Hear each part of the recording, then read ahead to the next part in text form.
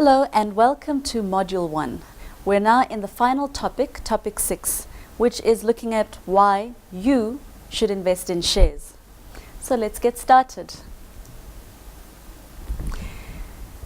So if we have a look at the top 5 performing shares on the JSE, let's have a look at the slide. We've got, a variety here from Coronations, EOH, which is in the technologies industry.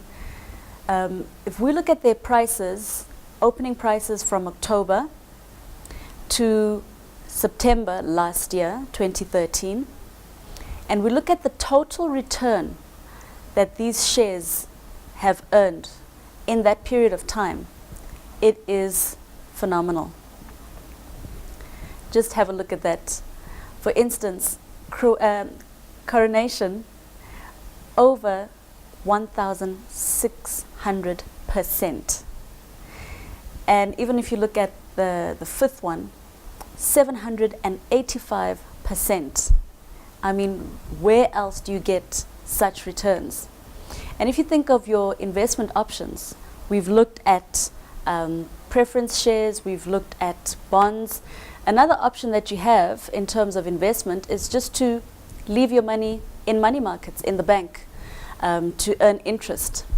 But if you have a look at what interest rates have been doing over the same period of time, there is no way that they can match up to the returns that people who had invested in these top 5 shares had attained.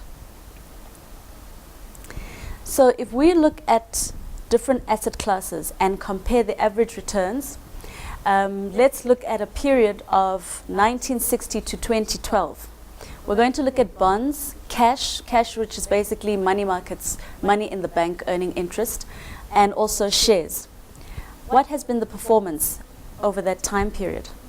Well, bonds have been at 9.7%. Cash also more or less the same, 9.7% if you round it off. Equities, shares, 19.1%. Okay, so now let's think about the impact of inflation on returns.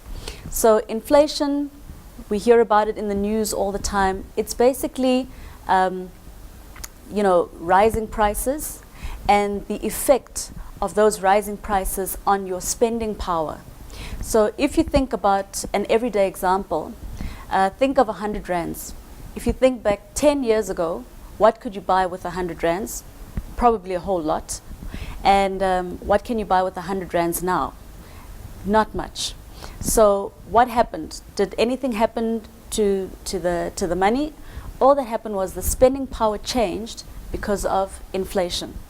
So if we look at inflation over that same period at an average of 8.5%, and we adjust those returns for inflation.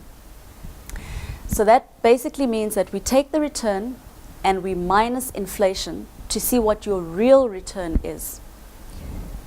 How does the return look for bonds? 1.2%. For cash, 1.2%.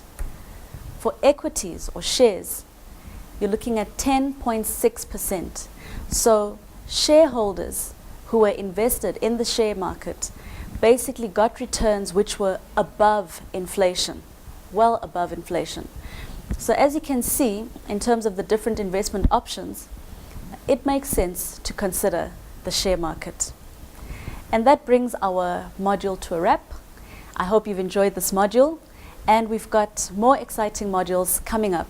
So do stay tuned and keep adding knowledge to your knowledge. Thank you and goodbye.